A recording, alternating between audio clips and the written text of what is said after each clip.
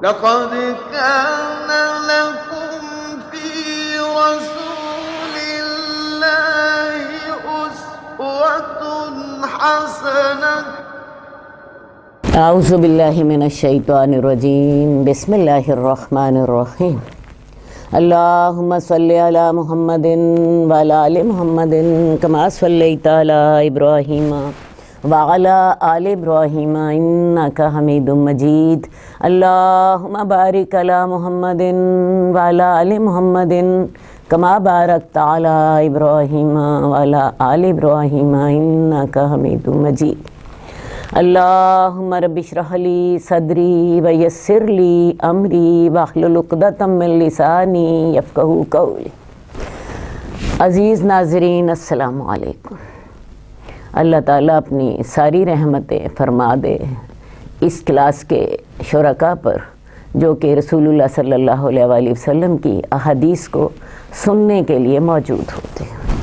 حدیث نمبر 1433 حضرت ابو ذر سے روایت ہے، رسول اللہ صلی اللہ علیہ وسلم نے فرمایا، تم میں سے ہر شخص کے ہر جوڑ پر ایک صدقہ واجب ہے، پس ہر مرتبہ سبحان اللہ کہنا صدقہ ہے، اور الحمدللہ کہنا صدقہ ہے، لا الہ الا اللہ کہنا صدقہ ہے، اللہ اکبر کہنا صدقہ ہے، نیکی کا حکم دینا صدقہ ہے، برائی سے روکنا صدقہ ہے، اور ان سب سے وہ 2 رکعتیں کافی ہو جائیں گی جو شخص چاش کے وقت ادا کر لے۔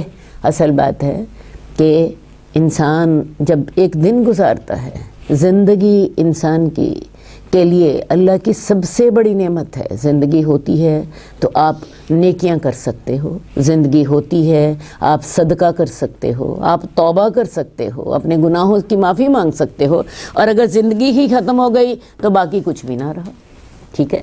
تو لہٰذا اللہ تعالیٰ نے ہمیں حکم دیا ہے کہ جب تمہیں میں زندگی عطا کرتا ہوں اور تم اپنے دنیا کے کام کاج کرتے ہو تو تمہیں چاہیے کہ اپنے جسم کے ہر جوڑ کے بدلے میں میرا شکر ادا کرو، اور اس کا طریقہ کیا ہے؟ ہر جوڑ کے بدلے ایک صدقہ کیا کرو۔ انسانی جسم کے 360 جوڑ ہیں۔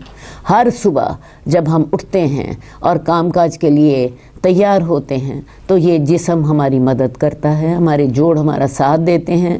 اگر ہم چل نہ سکیں، اگر ہم دیکھ نہ سکیں، اگر ہم سن نہ سکیں، اگر ہم پکڑ نہ سکیں، اگر ہم بول نہ سکیں تو بتائیے ہمارا کیا بنے؟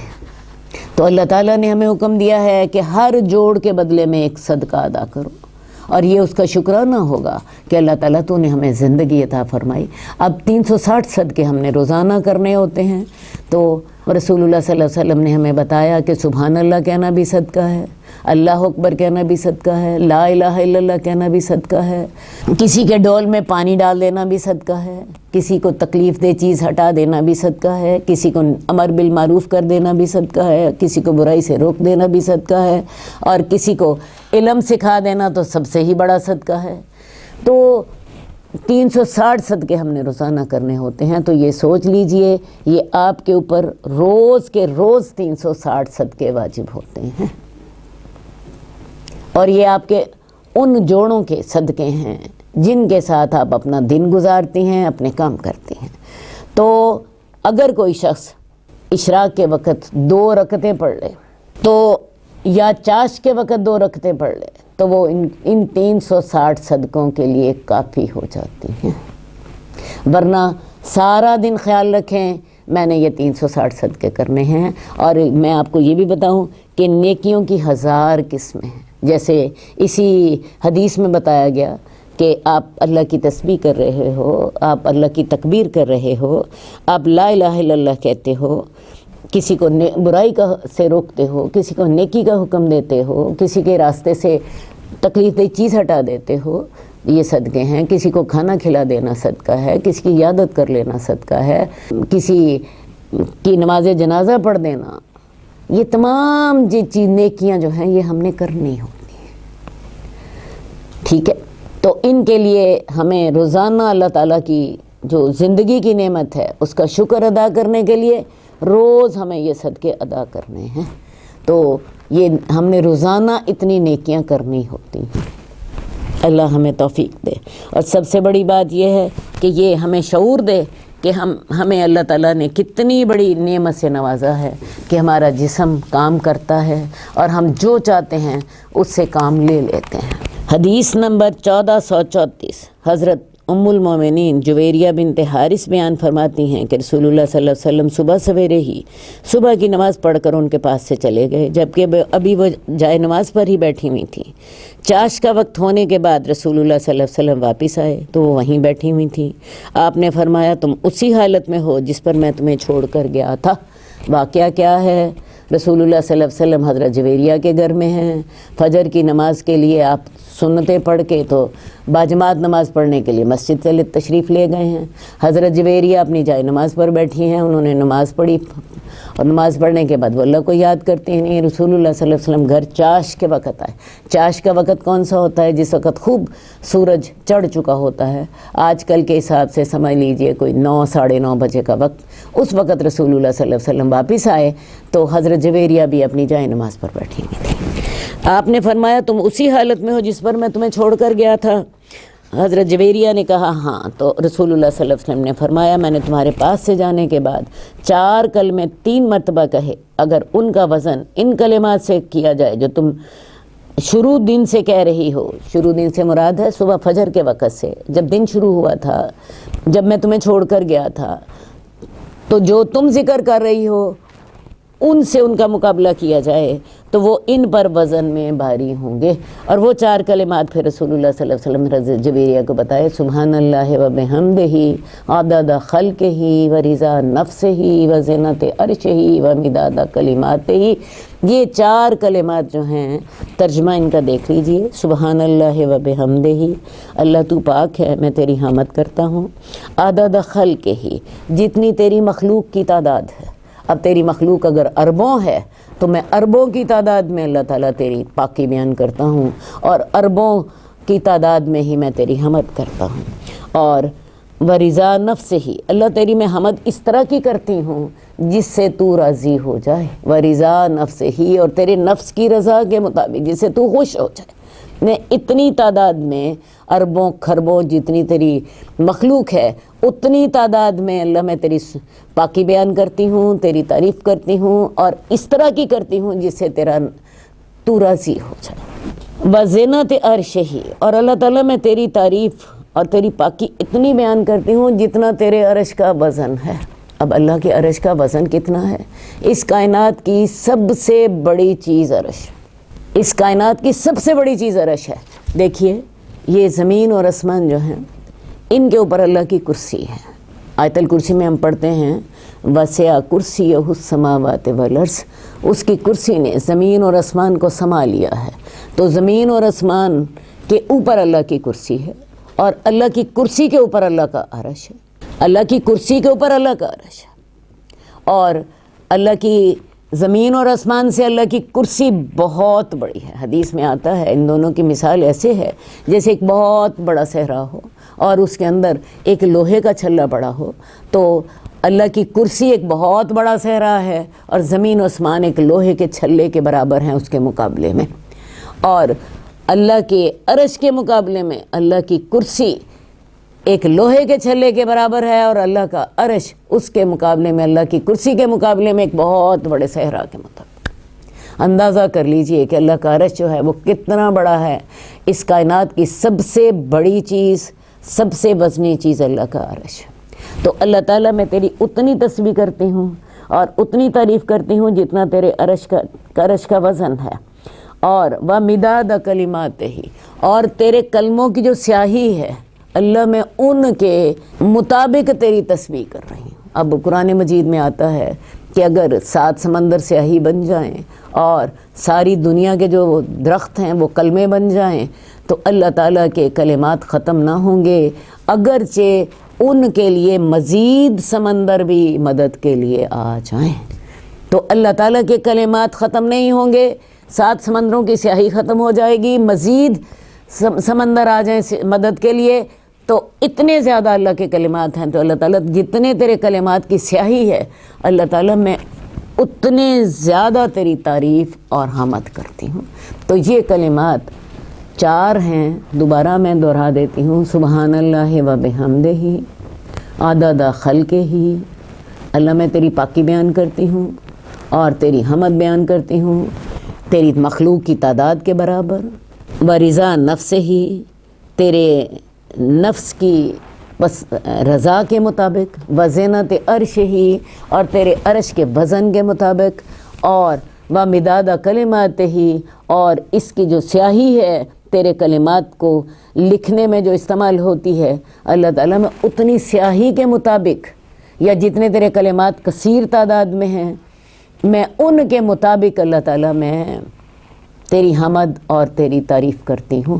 تو یہ 4 کلمات رسول اللہ صلی اللہ علیہ وسلم فرماتے ہیں، میں نے 3 دفعہ کہے، یعنی ایک دفعہ تو آپ نے کہہ دیا سبحان اللہ و بحمدہ عدد خلقہ و رضا نفسہ و زینت عرشہ و مداد کلماتہ، ایک دفعہ ہو گیا یہ، پھر دوسری دفعہ فرمایا، پھر تیسری دفعہ فرمایا۔ تو ان تینوں کا جو اجر ہے وہ حضرت جویریہ جو فجر کی نماز سے بیٹھی ہوئی تھیں چاش کے وقت تک، آپ یوں سمجھ لیجئے کوئی 3 گھنٹے یا اس سے کم و بیش، تو انہوں نے جو ذکر کیا تھا یہ 3 دفعہ یہ کلمات جو رسول اللہ صلی اللہ علیہ وسلم نے فرمائے تھے، ان کا اجر ان کے 3 گھنٹے کی ذکر سے زیادہ تھا۔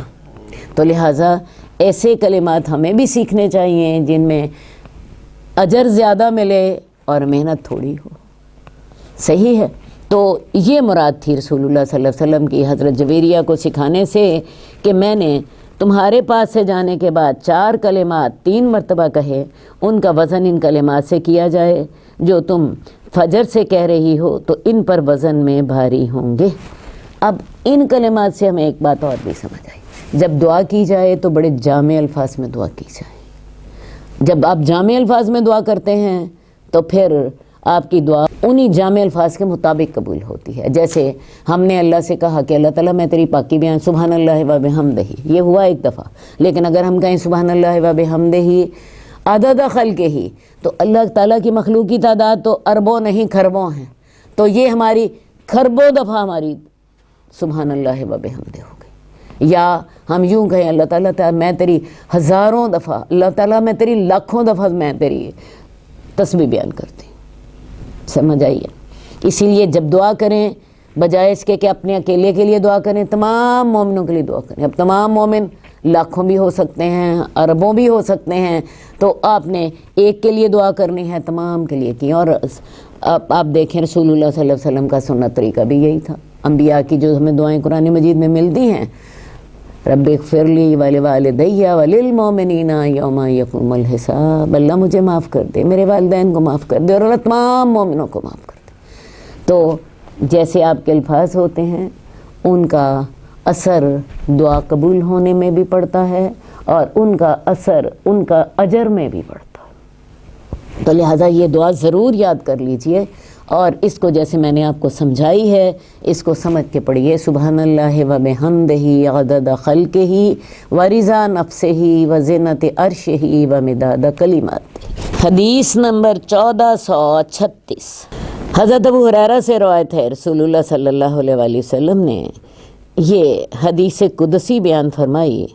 اللہ فرماتا ہے میں اپنے بندے کے گمان کے مطابق ہوتا ہوں جیسا وہ مجھ سے گمان کرے۔ اب حدیث قدسی کیا ہوتی ہے؟ حدیث قدسی وہ حدیث ہوتی ہے جس میں الفاظ بھی اللہ کے ہوں اور مفہوم بھی اللہ کا ہو۔ عام طور پہ جو ہم حدیثیں پڑھتے ہیں ان میں رسول اللہ صلی اللہ علیہ وسلم جو فرماتے ہیں وہ اللہ ہی کا مفہوم فرماتے ہیں، لیکن الفاظ رسول اللہ صلی اللہ علیہ وسلم کے اپنے ہوتے تھے۔ لیکن حدیث قدسی میں وہ ڈائریکٹ سپیچ ہوتی ہے، اللہ فرماتے ہیں۔ اب اس کا بھی اندازہ آپ دیکھ لیجئے، الفاظ اللہ کے ہوتے ہیں، مفہوم بھی اللہ کا، الفاظ بھی اللہ کے، ایسی۔ لیکن وہ قرآن کے الفاظ نہیں ہوتے۔ قرآن میں اور حدیث قدسی میں فرق یہ ہوتا ہے کہ قرآن میں وہ لفظ آ گئے اور اس کے پڑھنے کا ثواب بھی زیادہ ہے اور ان کا احترام بھی زیادہ ہے، لیکن یہ قرآن میں شامل نہیں ہے۔ تو رسول اللہ صلی اللہ علیہ وسلم نے یہ حدیث قدسی بیان فرمائی. اللہ تعالیٰ فرماتا ہے انا عند ظن عبدی بی. دیکھ رہی ہیں یہ ڈائریکٹ سپیچ ہے. میں اپنے بندے کے خیال کے مطابق ہوتا ہوں. وانا معہ اذا ذکرنی. اور میں اس کے ساتھ ہوتا ہوں جب وہ مجھے یاد کرتا ہے. انسان کو اللہ سے اچھا گمان رکھنا چاہیے. اچھے گمان سے کیا مراد ہے؟ ہمیشہ یہ سوچیں اللہ میرے پہ رحم کرے گا، اللہ مہربان ہے، اللہ تعالیٰ میرے ساتھ بہت اچھا، اللہ میرے معاملات سارے صحیح کر دے گا.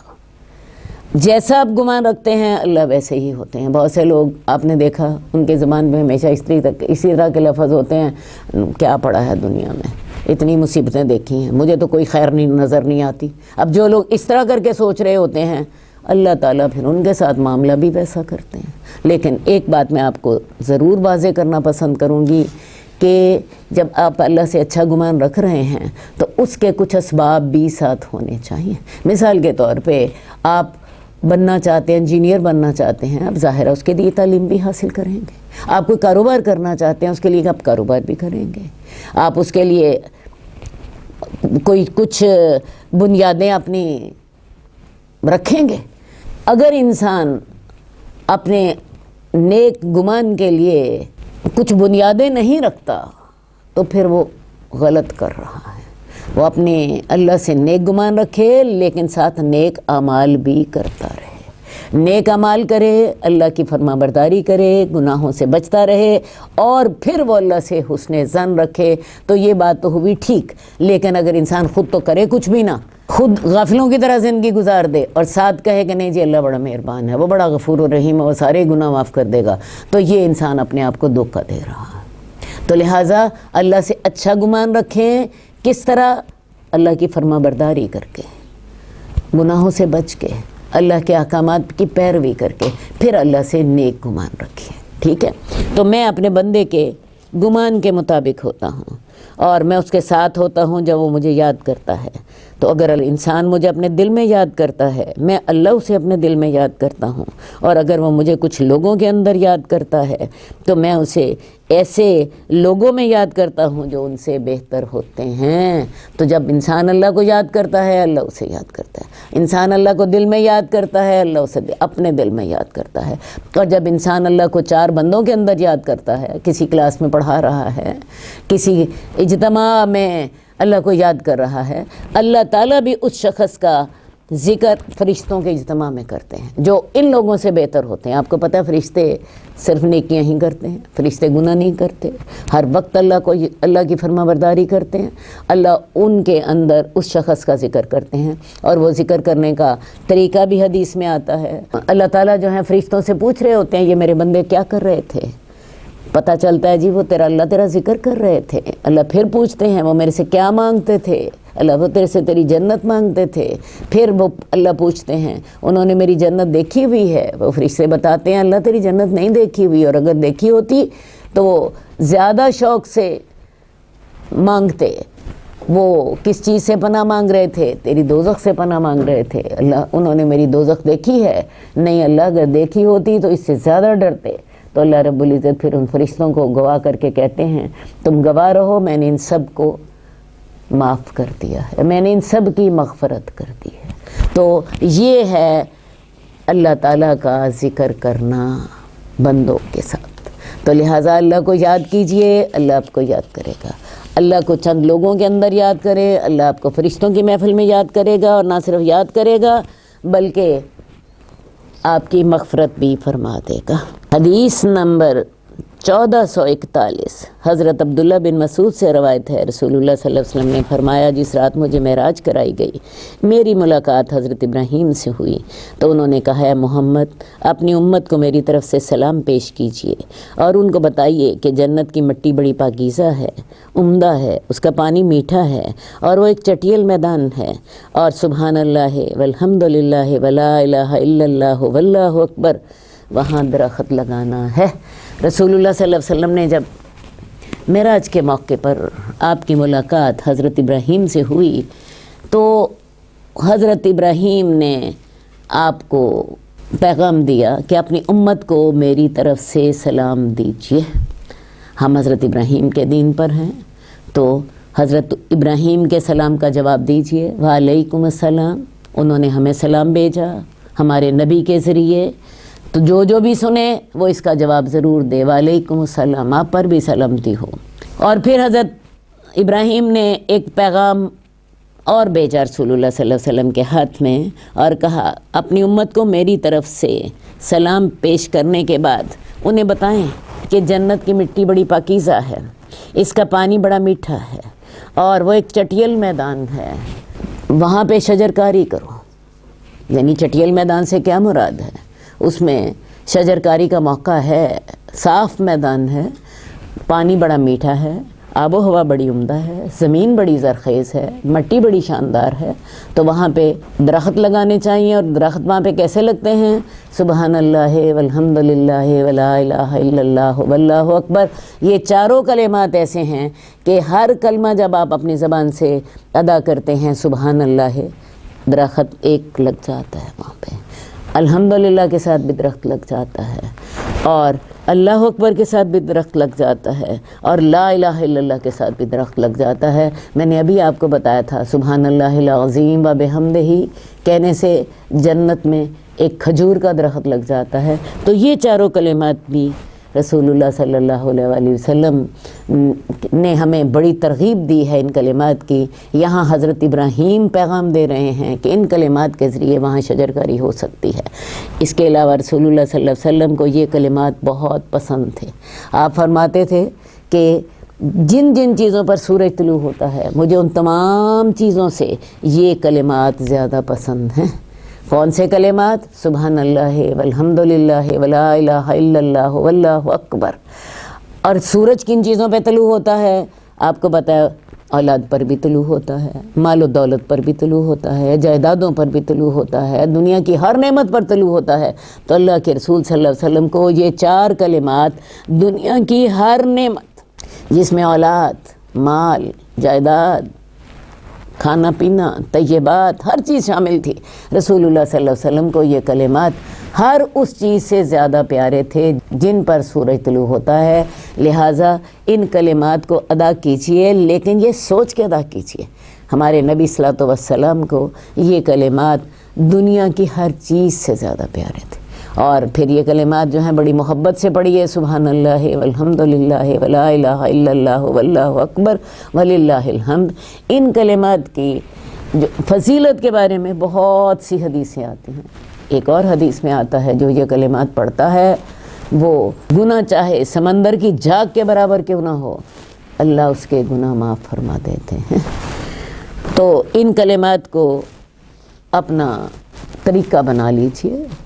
حدیث نمبر 1442 حضرت ابو درداء سے روایت ہے، رسول اللہ صلی اللہ علیہ وسلم نے فرمایا کیا میں تمہیں ایسے عمل کی خبر نہ دوں جو تمہارے اعمال میں سب سے زیادہ بہتر اور تمہارے آقا اور مولا کے نزدیک سب سے زیادہ پاکیزہ اور تمہارے درجوں میں سب سے زیادہ اضافہ کرنے والا ہو، اور تمہارے لیے اللہ کی راہ میں سونا چاندی خرچ کرنے سے بھی زیادہ بہتر ہو۔ آپ رسول اللہ صلی اللہ علیہ وسلم نے 4-5 باتیں بتائیں۔ آپ نے فرمایا سب سے بہترین عمل جو اللہ کے نزدیک سب سے زیادہ پاکیزہ ہو، سب سے زیادہ درجوں میں اضافہ کر سکتا ہو، اور سونا چاندی خرچ کر کے صدقہ کرنے سے بھی زیادہ بہتر عمل ہو۔ کیا خیال ہے؟ ایسا عمل تو ہمیں ضرور حاصل کرنا چاہیے کہ جو اللہ کو سب سے زیادہ محبوب ہو، اللہ ہمارے درجے سب سے زیادہ اضافہ کر دے، اور سونے چاندی صدقہ کرنے سے بھی زیادہ اس کا اجر ہو۔ اس سے بھی بہتر کہ تم اپنے دشمن سے مقابلہ کرو اور تم ان کی گردنیں مارو اور وہ تمہاری گردنیں ماریں، یعنی اس کا اجر جہاد سے بھی زیادہ ہو، اس کا اجر صدقے سے بھی زیادہ ہو، اس کا اجر قتال فی سبیل اللہ سے بھی زیادہ ہو۔ وہ تمہارے سب سے زیادہ درجے بلند کرتے ہیں اور تمہارے رب کے نزدیک سب سے زیادہ پاکیزہ ہو۔ صحابہ نے کہا یا رسول اللہ کیوں نہیں، آپ ہمیں ضرور بتائیے۔ آپ نے فرمایا وہ عمل اللہ کا ذکر ہے۔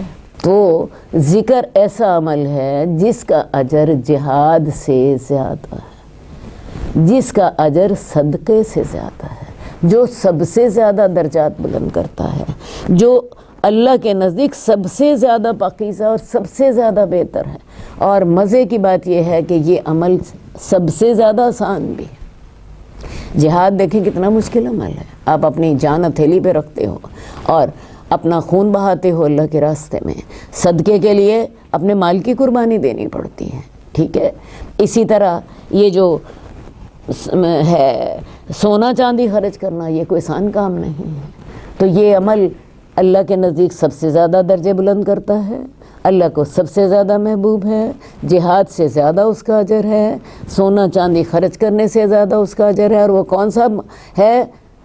اللہ کا ذکر۔ اسی لیے ہم نے اس باب کے شروع میں پڑھا تھا والا ذکر اللہ اکبر، اللہ کا ذکر سب سے بڑی چیز ہے، اور ہم نے یہ آیت بھی پڑھی تھی کہ جو اللہ کو یاد کرنے والے مرد ہیں اور جو اللہ کو یاد کرنے والی عورتیں ہیں، اللہ نے ان کے لیے مغفرت رکھی ہے اور بہت بڑا اجر رکھا ہے۔ تو لہٰذا اللہ کو ہر وقت یاد کرتے رہے، ہر وقت آپ کی زبان اللہ کے ذکر سے تر ہو، تاکہ جب ہمیں موت آئے تو اس وقت بھی اللہ کا ذکر ہماری زبان پہ جاری ہو۔ ہر وقت اللہ کو یاد کریں تاکہ موت کے وقت بھی ہماری زبان جو ہے وہ مانوس ہو اللہ کے ذکر سے، اور آٹومیٹکلی اس پر اللہ کا ذکر آ جائے۔ اللہ کو صبح یاد کریں، شام یاد کریں، رات یاد کریں، سوتے وقت، جاگتے وقت، جس وقت آپ کا ذہن خالی ہو فوراً اللہ کو یاد کریں۔ کوئی ذکر اپنی زبان پہ ایسا رکھ لیں جو آپ کو بڑا پیارا ہو، جو بڑا پسند ہو، سبحان اللہ، الحمدللہ، لا الہ الا اللہ، استغفر اللہ، یا اللہم صلی علی محمد۔ کوئی بھی ذکر اپنی زبان پہ رکھ لیجئے اور اس کو چلتے پھرتے، اٹھتے بیٹھتے، سوتے جاگتے، رات کو آپ کو نیند نہیں آ رہی، اللہ کو یاد کیجئے، رات کو آپ کی جاگ کھل گئی ہے، اللہ کو یاد کیجئے، دن کو آپ کام کر رہی ہیں، گھر کے کام کر رہی ہیں، اللہ کو یاد کیجئے، آپ بس میں بیٹھی ہیں بھائی اپنے انسٹیٹیوٹ آنے کے لیے، آپ کے پاس دماغ خالی ہے، اللہ کو یاد کیجئے۔ تو اللہ کا ذکر ہر وقت آپ کے ساتھ ہونا چاہیے۔ آپ کو یہ سب سے افضل کام ہے اور سب سے آسان کام ہے۔ آپ اس کی کوئی مخصوص شکل نہیں ہے، نماز کی تو آپ کو پتہ ہے ایک مخصوص ٹائم ہے، ایک مخصوص شکل ہے، ایک مخصوص حیت ہے، لیکن یہ عمل سب سے زیادہ آسان اور سب سے زیادہ اللہ کے ہاں پاکیزہ، جہاد سے زیادہ، صدقے سے زیادہ اللہ کے ہاں اس کا اجر ہے۔ تو اس کی عادت بنا لیجئے، جیسا کہ میں نے ابھی آپ سے کہا، آپ کی زبان اللہ کے ذکر سے تر رہے۔ جس دل میں اللہ کا ذکر ہوتا ہے وہ دل زندہ ہوتا ہے، جس گھر میں اللہ کا ذکر ہوتا ہے وہ گھر زندہ ہوتا ہے، ورنہ وہ گھر مردہ ہوتا ہے۔ انسان جس دل میں اللہ کا ذکر ہے وہ انسان زندہ ہے، اور جس دل میں اللہ کا ذکر نہیں ہے وہ دل بھی مردہ ہوتا ہے۔ تو اپنے دل کو اللہ کے ذکر سے آباد کیجیے، اپنے دل کو اللہ کے ذکر سے زندہ کیجیے۔ حدیث نمبر 1444 حضرت ابو موسیٰ اشعری سے روایت ہے، رسول اللہ صلی اللہ علیہ وسلم نے فرمایا، کیا میں تمہیں جنت خزانوں میں سے ایک خزانے کی خبر نہ دوں؟ میں نے کہا کیوں نہیں یا رسول اللہ، آپ مجھے ضرور خبر دیجیے۔ آپ نے فرمایا یہ خزانہ لا حول ولا قوت الا باللہ ہے۔ لا حول ولا قوت سے کیا مراد ہے؟ نہیں طاقت نیکی کرنے کی اور نہیں طاقت گناہ سے بچنے کی مگر اللہ کی توفیق کے ساتھ۔ اور جو شخص اس کو واقعی شعور کے ساتھ یہ پڑھے کہ اللہ تعالیٰ جو میں نے نیکی کی ہے تیری دی ہوئی توفیق تھی، اور اللہ تعالیٰ جو میں گناہ سے بچ سکا ہوں اللہ تیری دی ہوئی توفیق تھی، اس میں میرا کمال کوئی نہیں تھا، تو اس سے عاجزی پیدا ہوتی ہے، اس سے انسان کے اندر اپنی بے بسی اور لاچاری کا اظہار ہوتا ہے، اور وہ اعلان کرتا ہے کہ ہر طرح کی طاقت اور خوشی کا سرچشمہ اللہ کی ذات ہے۔ ویسے بھی میں آپ کو ایک بات بتاتی چلی جاؤں، اللہ تعالیٰ جب کسی سے خوش ہوتے ہیں اللہ تعالیٰ نیکی کی توفیق زیادہ دیتے ہیں۔ آپ جب اللہ راضی ہوتا ہے آپ کا دل چاہتا ہے نماز پڑھنے کو، آپ کا دل نماز میں لگتا ہے، آپ کا دل قرآن مجید تلاوت میں لگتا ہے، آپ کا دل اللہ کے ذکر میں لگتا ہے، آپ کو صدقہ کرنے کو آپ کا دل چاہتا ہے۔ اور جب اللہ ناراض ہوتے ہیں تو میں آپ کو بتاؤں پھر نیکی کی توفیق نہیں ہوتی۔ آپ نے بہت دفعہ اپنی دیکھی ہوگی، اپنی حالت ہی دیکھی ہوگی، مجھے بہت سے لوگ بتاتے ہیں آپا جی آج کل تو میں اس طرح کی ڈپریس ہوئی ہوں، میرا تو نماز پڑھنے کو بھی دل نہیں کرتا۔ تو یہ اللہ کی ناراضگی ہوتی ہے، یہ ڈپریشن نہیں ہوتی، یہ شیطان آپ پہ غالب آیا ہوتا ہے، جو آپ کو نماز بھی پڑھنے نہیں دیتا، جو آپ کو اللہ کا ذکر بھی کرنے نہیں دیتا، جو آپ کو کوئی نیکی کرنے بھی نہیں دیتا۔ تو دوبارہ میں آپ کو بتانا چاہتی ہوں کہ جب اللہ آپ سے راضی ہوتے ہیں اللہ آپ کو نیکی کی توفیق دیتے ہیں، اور جب اللہ ناراض ہوتے ہیں تو اللہ نہ روٹی چھینتے ہیں، نہ پانی چھینتے ہیں، نہ دھوپ بند ہوتی ہے، نہ آپ کی روٹین بند ہوتی ہے، ہوا بھی چلتی رہتی ہے، دھوپ بھی ملتی رہتی ہے، نیکی کی توفیق ختم ہو جاتی ہے، آپ کی نمازیں بے روح ہو جاتی ہیں، اور بہت سے لوگ تو نمازیں پڑھنا ہی چھوڑ دیتے ہیں، اور جو پڑھنے والے ہیں ان کی نماز کے اندر وہ خشوع نہیں رہتا، وہ مزہ نہیں آتا، وہ دل نہیں لگتا۔ اسی طرح وہ اپنی روٹین جاری رکھتے ہیں لیکن اس کے اندر وہ بے جان ہوتی ہیں چیزیں۔ تو لا حول ولا قوت ہمیں سکھاتا ہے کہ تمام نیکیوں کا سرچشمہ اللہ رب العزت کی ذات ہے، اور اس کی توفیق سے ہی ہم نیکی کر سکتے ہیں، اور اس کی توفیق سے ہی ہم گناہ سے بچ سکتے ہیں۔ وہ ہم سے راضی ہے تو نیکیوں کی توفیق ملتی رہتی ہے، وہ ہم سے ناراض ہے تو پھر نیکیوں کی توفیق وہ چھین لیتا ہے۔ اللہ تعالی ہمیں نیکیوں کی توفیق دیتے رہیں، اور اللہ تعالی ہمیں گناہوں سے بچنے کی توفیق بھی دیتے رہیں۔ ہمارا یہ جو تھا اللہ کے ذکر کا جو باب تھا وہ ختم ہو گیا۔ رسول اللہ صلی اللہ علیہ وآلہ وسلم کے بہت خوبصورت ذکر ہم نے پڑھ لیے۔ باقی میں نے آپ کو بتایا کہ اللہ کا ذکر تو ہم نے ہر وقت کرنا ہے، کیونکہ اللہ کا ذکر نہیں کریں گے دل مردہ ہوگا۔ جس گھر میں اللہ کا ذکر نہیں ہوتا وہ گھر مردہ ہوتا ہے، جس جسم میں اللہ کا ذکر نہیں ہوتا وہ جسم ویسے کھا بھی رہا ہوتا ہے، پی بھی رہا ہوتا ہے، لیکن وہ حقیقت میں وہ زندہ نہیں ہوتا۔ ہاں، تو اللہ تعالی ہمیں ذکر کرنے کی توفیق دے، اور اس طرح کر کے انسان جب ذکر کر رہا ہوتا ہے تو اللہ اس کے ساتھ ہوتا ہے، اللہ کی مدد اس کے ساتھ ہوتی ہے، اللہ کی رحمتیں اس کے ساتھ ہوتی ہیں، اللہ کی نعمتیں اس کے ساتھ ہوتی ہیں۔ اب ہمارا اگلا باب شروع ہو رہا ہے، کھڑے اور بیٹھے، لیٹے ہوئے اور حالت حدث اور جنابت اور حیض میں اللہ کا ذکر کرنے کا بیان، سوائے جنبی مرد کے اور حیض والی عورت کے کہ ان کے لیے قرآن پڑھنا جائز نہیں ہے۔ میرا خیال ہے یہ باب کو میں ایک دفعہ پھر دہراتی ہوں۔ کھڑے، بیٹھے، لیٹے ہوئے اور حالت حدث میں، حالت حدث سے مراد ہے جب وضو نہ ہو، اور جنابت میں اور حیض میں اللہ کا ذکر کرنے کا بیان، یعنی آپ کو اللہ کو ہر حال میں یاد کرنا چاہیے۔ آپ کا وضو ہے، آپ کا وضو نہیں ہے، آپ پاک ہیں، آپ پاک نہیں ہیں، آپ جو ہے آپ کو غسل کی ضرورت ہے، آپ حیض میں ہیں، ہر حالت میں اللہ کو یاد کرنا چاہیے، سوائے جنبی مرد کے اور حیض والی عورت کے کہ ان کے لیے قرآن پڑھنا جائز نہیں ہے۔ امام نووی نے یہ جو موضوع رکھا ہے کہ جنبی مرد اور حیض والی عورت کے لیے قرآن پڑھنا جائز نہیں، صحیح بات یہ ہے کہ اس بات سے علماء نے اختلاف کیا ہے، اس بات سے علماء نے اختلاف کیا ہے۔ ہم ابھی پڑھتے ہیں، حدیث پڑھتے ہیں، تو میں اس اختلاف کا پھر آپ کے سامنے ذکر کروں گی۔ ابھی فی الحال ہم قرآن مجید کی آیات دیکھ لیں۔ قال اللہ تبارک و تعالی، اللہ تبارک و تعالی نے کہا، ان فی خلق السماوات والارض واختلاف اللیل والنہار لآیات لأولی الالباب الذین یذکرون اللہ قیاما وقعودا وعلی جنوبہم، بے شک آسمان اور زمین کی پیدائش میں، رات اور دن کے آنے جانے میں نشانیاں ہیں عقل والوں کے لیے۔ عقل والے کون لوگ ہیں؟ جو اللہ کو یاد کرتے ہیں کھڑے، بیٹھے اور اپنے پہلوؤں پر۔ تو عقل والے لوگ کون ہیں؟ جو اللہ تعالیٰ کو کھڑے، بیٹھے، لیٹے، سوئے، جاگے، ہر حال میں اللہ کو یاد کرتے ہیں۔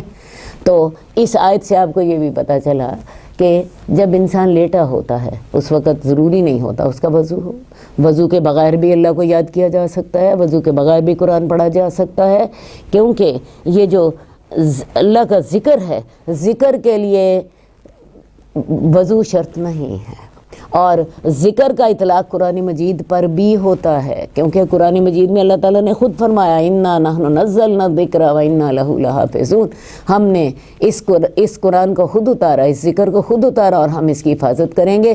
تو لہٰذا جب ہم نے کہا کہ ذکر کرنے کے لیے وضو لازمی نہیں ہے، قرآن کے لیے بھی وضو لازمی نہیں ہے، ٹھیک ہے؟ تو آپ قرآن بغیر وضو کے بھی قرآن کو پڑھ سکتے ہیں، لیٹے، اٹھتے ہوئے، بیٹھتے ہوئے، سوئے ہوئے، جاگتے ہوئے، ہر حال میں آپ قرآن کو پڑھ سکتے ہیں۔ حدیث نمبر 45 حضرت عائشہ سے روایت ہے کہ رسول اللہ صلی اللہ علیہ وسلم اپنے تمام اوقات میں اللہ کا ذکر کرتے تھے. تو تمام اوقات میں ساری حالتیں آ گئیں، وضو کے ساتھ، وضو کے بغیر، اسی طرح جب غسل کی حاجت ہوتی تھی تب بھی. اب اس حدیث سے ان علماء نے استدلال کیا ہے جو جنابت اور حیض کی حالت میں بھی قرآن پڑھنے کو جائز سمجھتے ہیں، اور ان میں امام بخاری جیسے لوگ بھی شامل ہیں. امام بخاری حالت حیض میں بھی قرآن پڑھنے کو جائز سمجھتے ہیں اور حالت جنابت میں بھی قرآن پڑھنے کو جائز سمجھتے ہیں، کیونکہ یہ حدیث واضح کرتی ہے کہ ہر حالت کا مطلب ہی یہ ہے کہ رسول اللہ صلی اللہ علیہ وسلم پاک ہوتے، یا آپ کا وضو نہ ہوتا، یا آپ کو غسل کی حاجت ہوتی، ہر حال میں اللہ کے ذکر کا اہتمام فرماتے تھے. اور اللہ کے ذکر میں قرآن مجید بھی شامل ہے، جیسا کہ میں نے آپ کو پہلے بتایا کہ قرآن مجید بھی ذکر ہے، اِنَّا نَحْنُ نَزَّلْنَا الذِّکْرَ وَإِنَّا لَهُ لَحَافِظُونَ.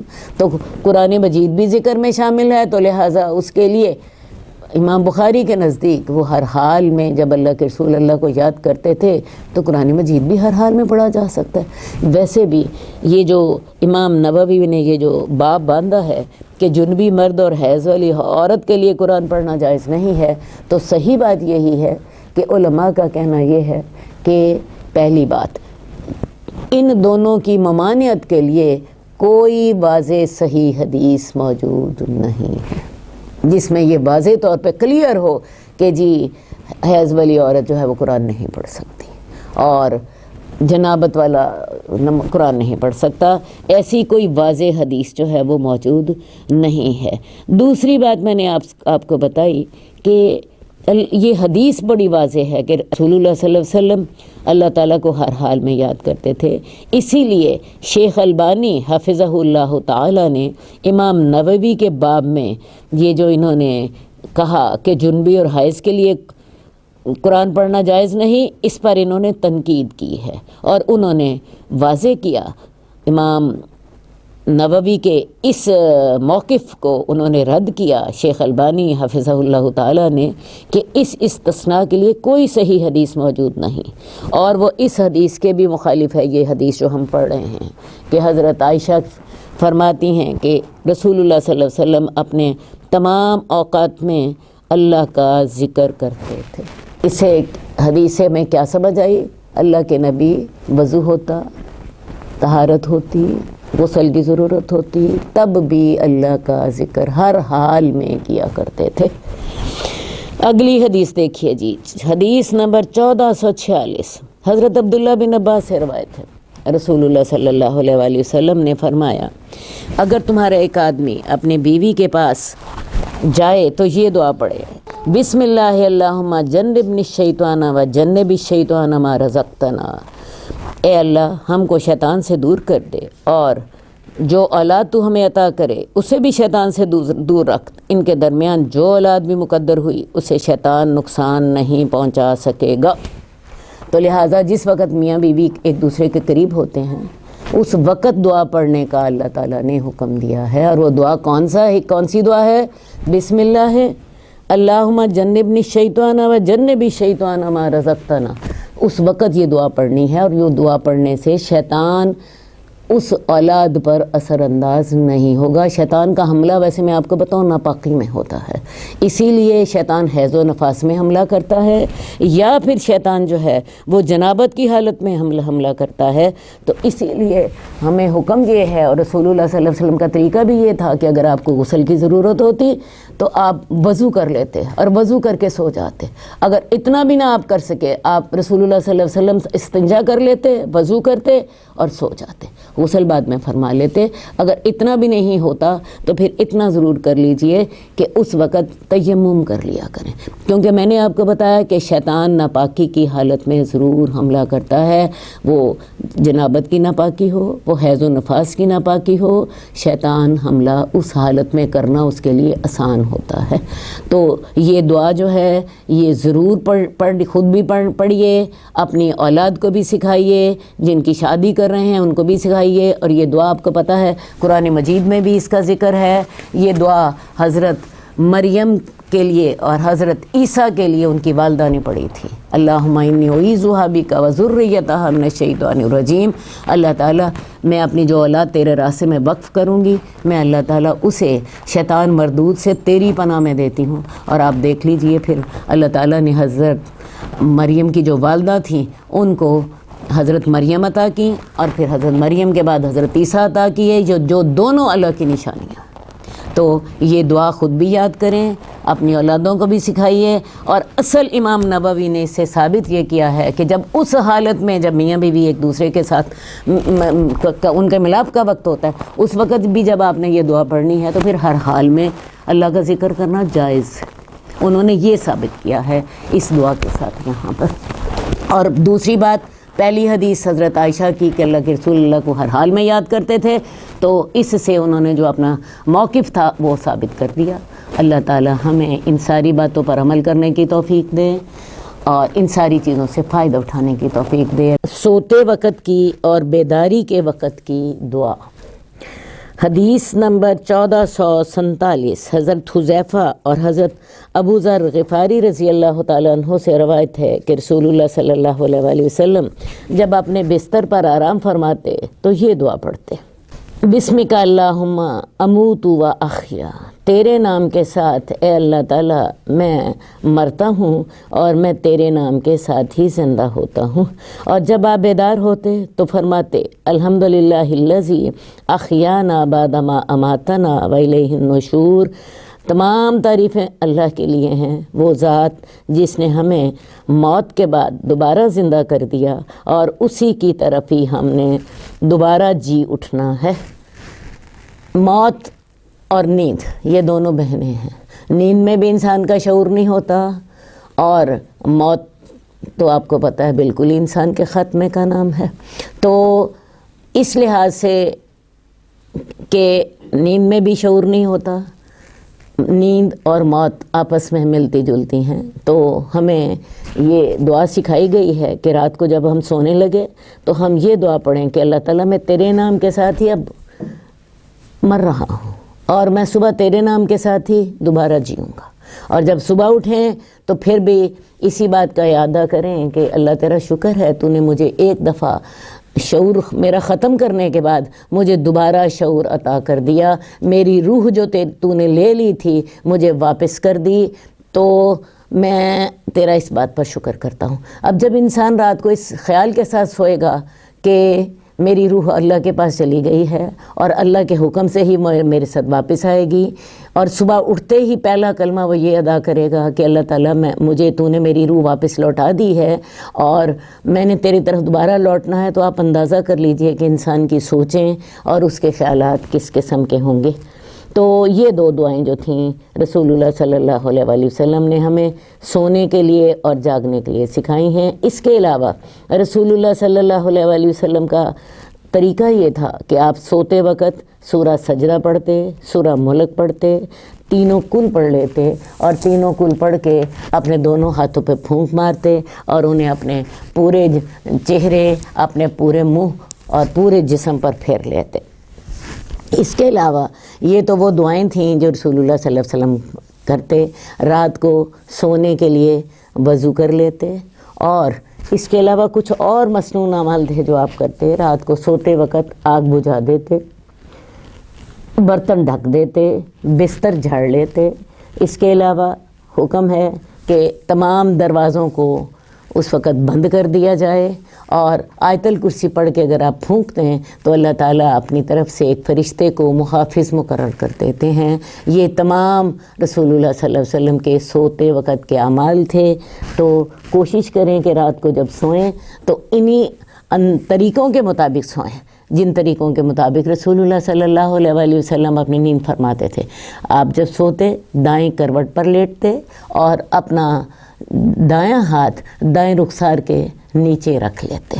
انشاءاللہ تعالیٰ آپ کو اپنے سونے میں بھی انشاءاللہ تعالیٰ عبادت کا اجر ملے گا، کیونکہ آپ یہ کام رسول اللہ صلی اللہ علیہ وسلم کے سنت طریقے کے مطابق کر رہے ہوں گے۔